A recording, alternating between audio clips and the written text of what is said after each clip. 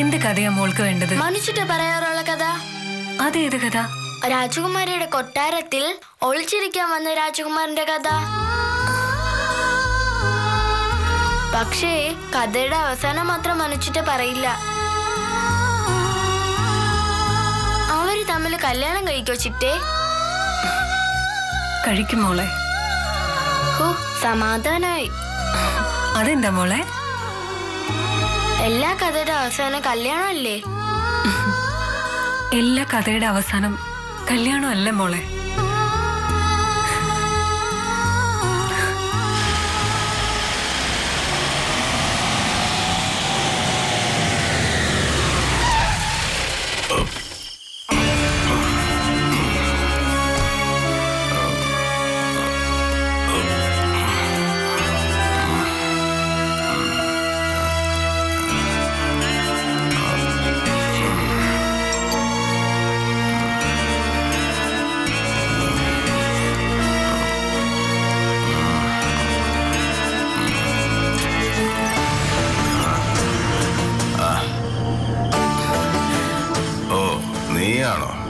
എന്തു പറ്റിയേട്ടാ?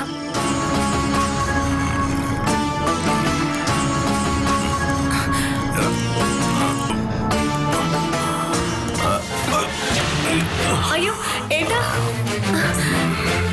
അയ്യോ ഏട്ടാ, എന്തു പറ്റിയേട്ടാ?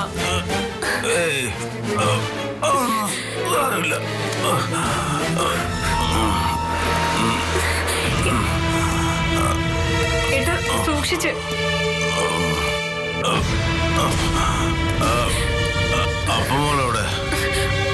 മോൾ എന്റെ റൂമിലുണ്ട്. കഥ കേട്ട് അവളങ്ങ് ഉറങ്ങിപ്പോയി.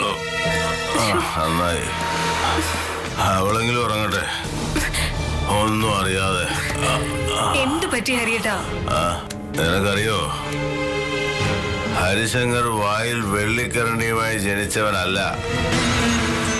ഒരുപാട് കഷ്ടപ്പെട്ട് തന്നെയാ ഇവിടെ വരെ എത്തിയത്. തളർന്നു പോയിട്ടുണ്ട് പലപ്പോഴും, പക്ഷെ വീണു പോയിട്ടില്ല. എന്നാൽ ഇപ്പോ I am a self made man. അതുകൊണ്ട് തന്നെ ശത്രുക്കളും നിരവധിയാ. പണക്കൊഴുപ്പിന്റെയും ബന്ധുബലത്തിന്റെയും അകമ്പടിയൊന്നും ഇല്ലാതെ ഹരിശങ്കർ നിവർന്നു നിന്നപ്പോ കണ്ടു നിന്നവർക്ക് തോന്നിയത് ആദരവല്ല, അസൂയ, പച്ചയായ അസൂയ. അതുകൊണ്ട് തന്നെ ഹരിശങ്കറിന്റെ വീഴ്ച കാണാൻ കണ്ണിൽ എണ്ണ ഒഴിച്ച് കാത്തിരിക്കുക ഒരുപാട് പേര്. സന്തോഷിക്കട്ടെ, അവരെല്ലാം സന്തോഷിക്കട്ടെ. എന്റെ ഏട്ടനൊന്നും പറ്റില്ല. ഏട്ടനെന്നും എല്ലാവരുടെ മുന്നിൽ തല ഉയർത്തിപ്പിടിച്ച് തന്നെ നിൽക്കും. ഭർത്താവിന്റെ കണ്ണൊന്ന് നനയുമ്പോ അത് തുടച്ചു കൊടുക്കേണ്ടവളാ ഭാര്യ. മറ്റൊരു വിധത്തിൽ പറഞ്ഞ ആ നെഞ്ച് നോവാതെ കാക്കേണ്ടവൾ. എനിക്കുണ്ട് ഒരു ഭാര്യ.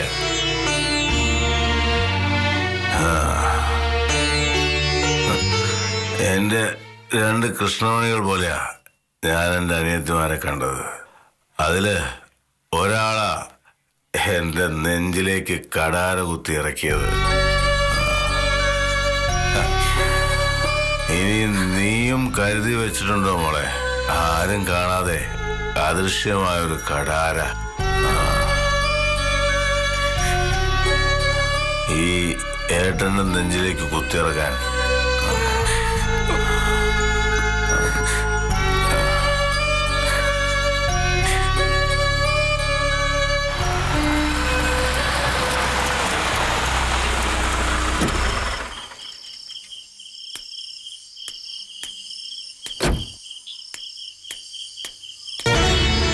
നീ കേട്ടിട്ടുണ്ടോ ചാർലി ചാപ്ലിനെ കുറിച്ച്?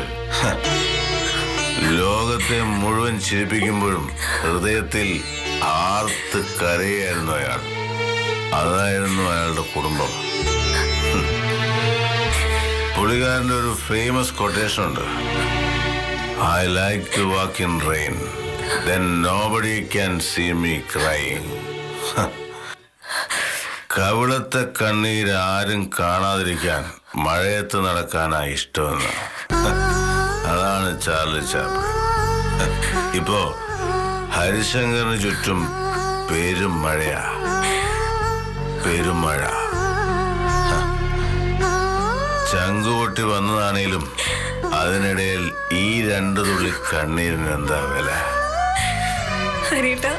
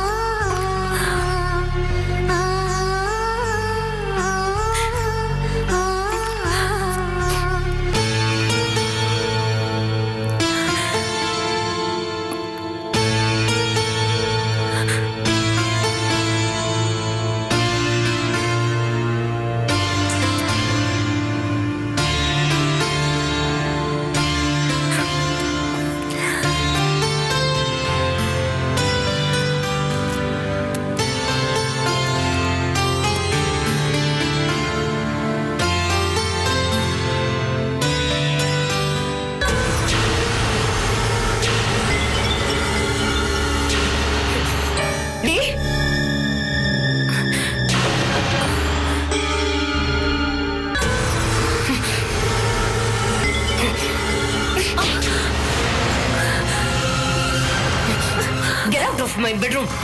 ചേച്ചി ഇറങ്ങി പോടി. അയ്യോ ചേച്ചി, ചേച്ചി വീണ്ടും ഞാനൊന്ന് പറഞ്ഞു. അയ്യോ എന്തോ ചേച്ചി, ചോദിച്ചു നോക്ക്. എന്താടി, എന്തു പറ്റി? എനിക്കറിയാൻ വയ്യ മനസ്സ്.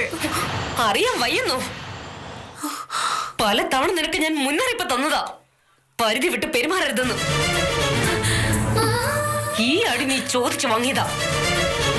മൈനെ അടിച്ചെന്നോ? അതെ, അടിച്ചു.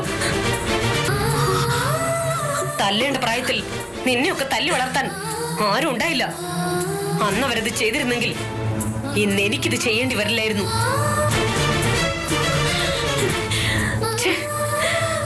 ഒരു നിയന്ത്രണവും ഇല്ലാത്ത കാട്ടുകുതിരയെ പോലെ ആവരുത് പെണ്ണുങ്ങൾ വളരുന്നത്.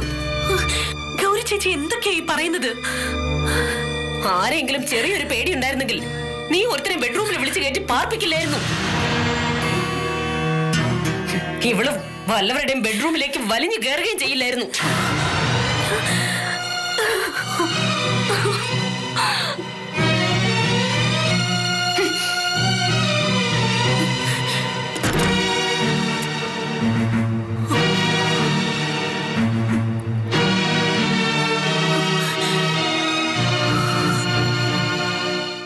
പൂമാല, ടാക്സി, കേറ്ററിംഗ് എല്ലാ കണക്കും കൃത്യമാണല്ലോ. പക്ഷെ ആ 70 രൂപ എവിടെ പോയി? 77,436. അതിൻ്റെ കൂടെ 4,050 കൂട്ടുമ്പോ 7 4 11 8 6. അച്ഛനിവിടെ എന്തുകൊണ്ടിരിക്കുക? ഓ, തെറ്റിച്ചു. ഇനിയിപ്പോ ആദ്യം മുതൽ മൊത്തം കൂട്ടി തുടങ്ങണമല്ലോ. നിന്റെ കല്യാണത്തിന് വന്ന ചെലവ് തിരിച്ചും മറിച്ചും കൂട്ടിയിട്ടും ഒരു 70 രൂപ കാണാനില്ല. ഞാൻ അത് എവിടെ പോയി കണ്ടുപിടിക്കുമെന്നാ? അച്ഛനിവിടെ 70 രൂപയും തപ്പിക്കൊണ്ടിരുന്നോ? രൂപ 1 കോടിയാ പോയത്. നീ എന്തോന്നാ ഈ പറയുന്നേ? 1 കോടി രൂപയോ? 1 കോടി പോയെന്നോ? അതെ, ബൈപ്പാസിലെ ഭൂമിക്ക് അഡ്വാൻസ് കൊടുത്ത 1 കോടി രൂപയും പോയി. എന്റെ ദൈവം, അവരാ ഭൂമി വേറെ ആർക്കോ കൊടുത്തു.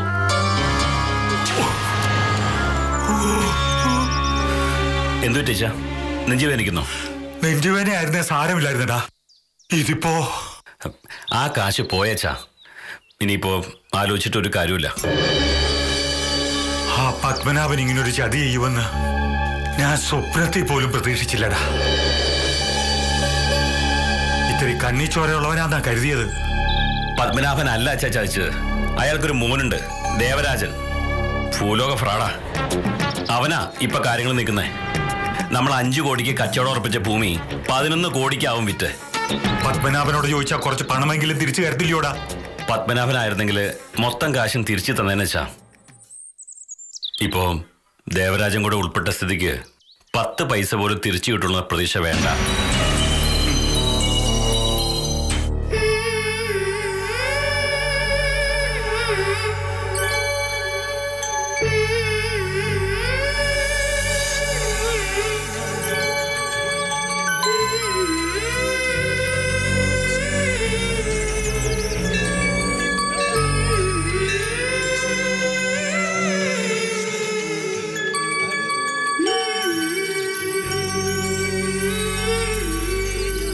അർജുനേട്ടൻ അമ്പലത്തിലേക്ക് ഒന്ന് കയറിയ?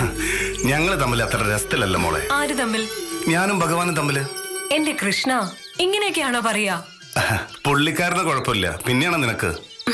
അങ്ങനെയൊന്നും പറയില്ലേ അർജുനേട്ടാ, ദോഷം വരും. കൈ വിട് അർജുനേട്ടാ.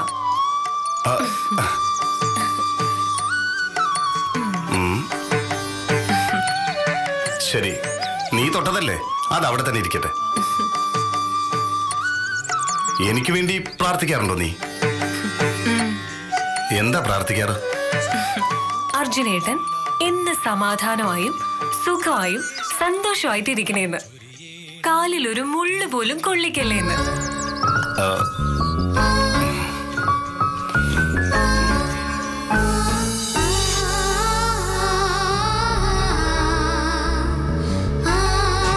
പത്ത് 16 വയസ്സായ പെൺകുട്ടിക്ക് ഈ വീട് സുരക്ഷിതമല്ലെന്ന് തോന്നാൻ എന്താ കാരണം?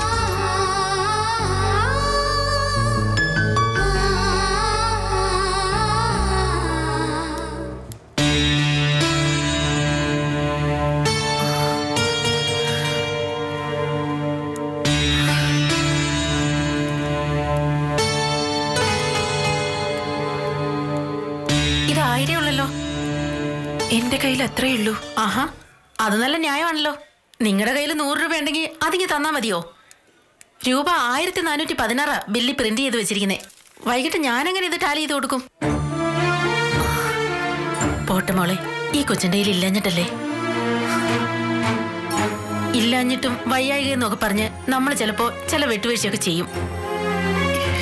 ഒടുക്കം കാശ് എണ്ണി നോക്കി കുറവ് വരുമ്പം ഞങ്ങൾ കള്ളിയാകും. എനിക്കങ്ങനെ ഒരുപാട് പറ്റിയിട്ടുള്ളതാ. സത്യമായിട്ടും എന്റെ കയ്യിൽ ഇല്ലാഞ്ഞിട്ടും വയ്യായിക എന്നൊക്കെ പറഞ്ഞ് നമ്മൾ ചിലപ്പോ ചില വെട്ടുവീഴ്ചയൊക്കെ ചെയ്യും. ഒടുക്കം കാശ് എണ്ണി നോക്കി കുറവ് വരുമ്പം ഞങ്ങൾ കള്ളിയാകും. എനിക്കങ്ങനെ ഒരുപാട് പറ്റിയിട്ടുള്ളതാ. സത്യമായിട്ടും എന്റെ കയ്യിൽ ഇല്ലാഞ്ഞിട്ടാ. ഓഹോ, നടപ്പും ഭാവവും ഒക്കെ കണ്ട അങ്ങനെ അല്ലല്ലോ തോന്നുക. കളിക്കാത്ത കാശെടുക്കു വച്ചേ. എന്താണ് പ്രശ്നം? ബില്ലടയ്ക്കാൻ ഈ കൊച്ചിന്റെ കയ്യില് ഒരു 416 രൂപയുടെ കുറവുണ്ട്. അതിന്റെ പേരില് ഈ പെങ്കൊച്ചിനി പറയാനൊന്നും ബാക്കിയില്ല. Sister, please come.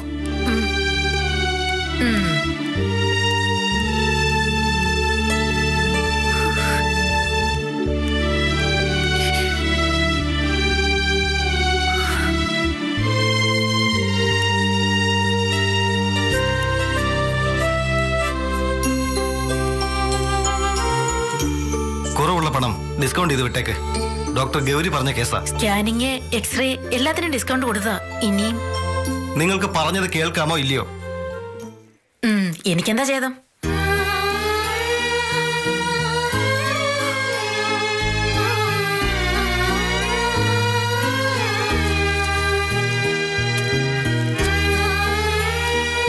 കാശടച്ചില്ലേ, ഇനി സമയം മെനക്കെടുത്താതെ പോ. തൊലി വെളുപ്പുണ്ടെങ്കിലേ ഇനി ഇതുപോലെ ഒരുപാട് ഡിസ്കൗണ്ട് കിട്ടും.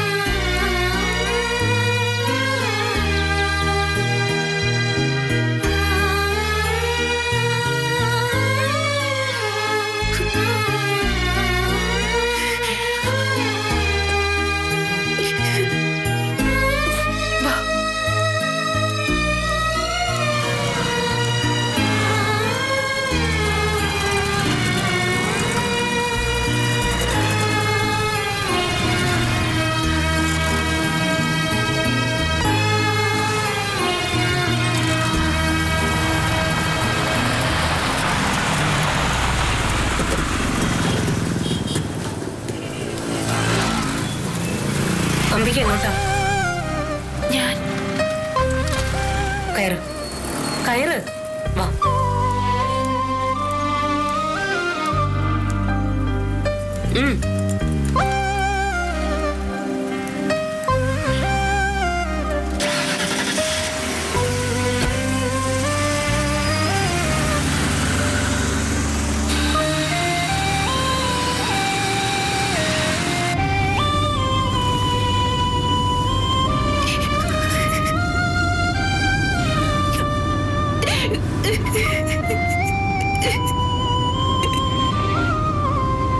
നമ്മളിപ്പോ ഇരിക്കുന്ന ഈ വാഹനത്തിന്റെ കാര്യം അറിയോ അമ്പേക്ക്?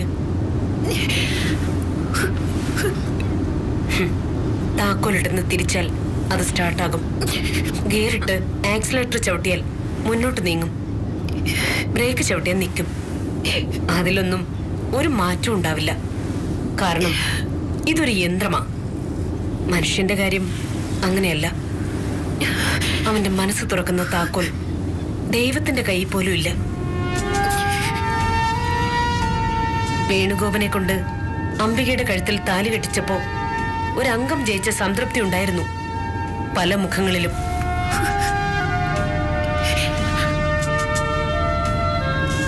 അതൊന്നും അധികം നിലനിൽക്കില്ല എന്ന് എനിക്കറിയാമായിരുന്നു.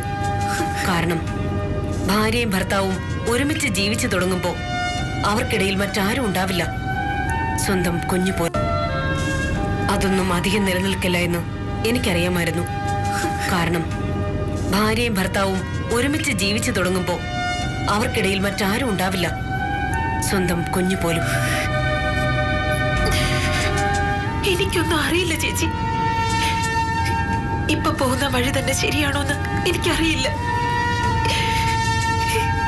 എന്റെ മുന്നിൽ ഇരുട്ട് മാത്രം ഇപ്പോ.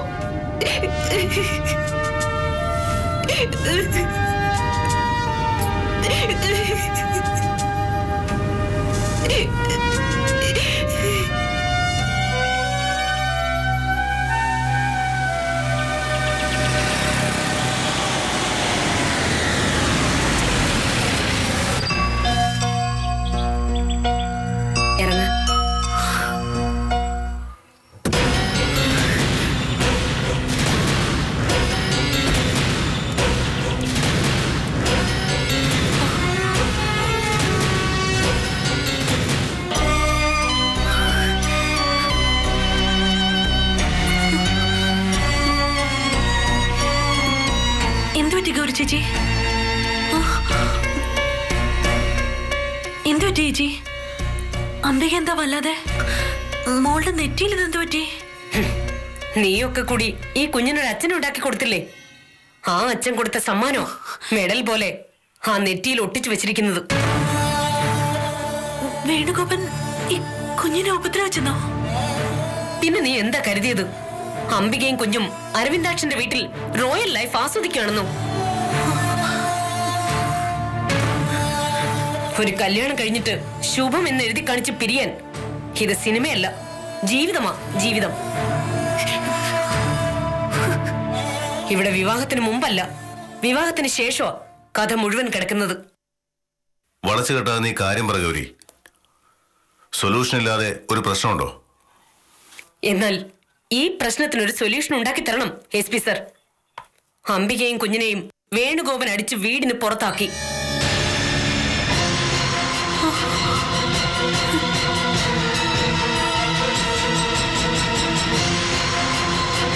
ഭാര്യയോടുള്ള സ്നേഹം കൂടിയപ്പോ കുത്തിപ്പിടിച്ചത് കഴുത്തിന്. ആ സ്നേഹപ്രകടനത്തിൽ റോഡിൽ വീണു പോയതാ രണ്ടുപേരും.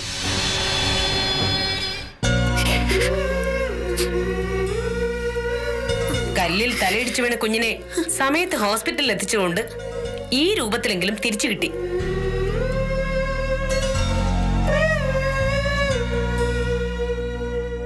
അതാണോ പ്രശ്നം?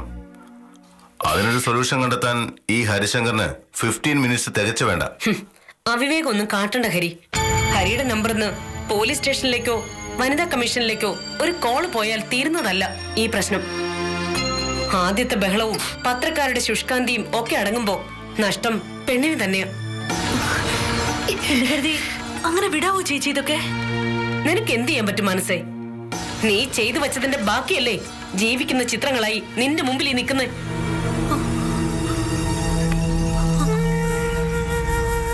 ഗൗരിക്ക് തെറ്റി. അങ്ങനെ ഓരോരുത്തരും വിട്ടുകൊടുക്കുമ്പോഴാ ഇതുപോലത്തെ ഇൻസിഡൻസ് പെരുകുന്നത്. നമുക്ക് ഈ ലോകം മുഴുവൻ നന്നാക്കാനൊന്നും പറ്റില്ല ഹരി. നമ്മുടെ കുടുംബവും അതിനു ചുറ്റുമുള്ള ഇത്തിരി വട്ടവും അത്രയൊക്കെ പറ്റൂ. അതിൽ കൂടുതൽ ഭാരമൊക്കെ തോളത്തെടുത്തു വെച്ചാൽ ടോട്ടൽ ഫെയിലിയർ ആയിരിക്കും സംഭവിക്കുക.